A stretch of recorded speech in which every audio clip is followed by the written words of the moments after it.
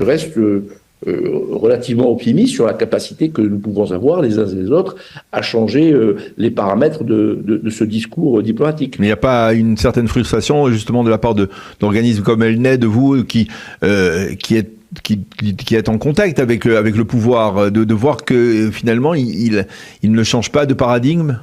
Vous savez, regardez, les Israéliens sont confrontés à la guerre au Liban depuis des décennies. Mmh. Est-ce qu'il n'y a pas une frustration à voir cette guerre perdurer alors que... Oui.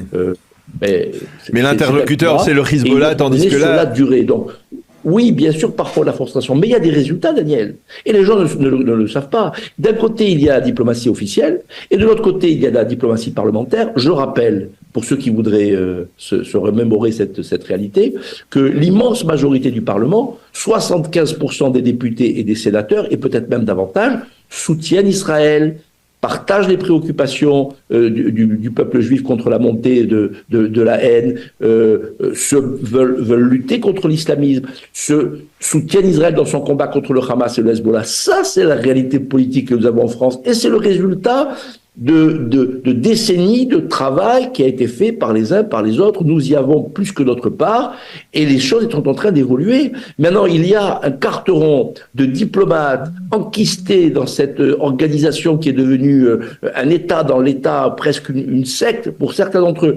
Pas pour tous, encore une fois, ne globalisons pas. Tous les diplomates ne sont pas faits du même bois.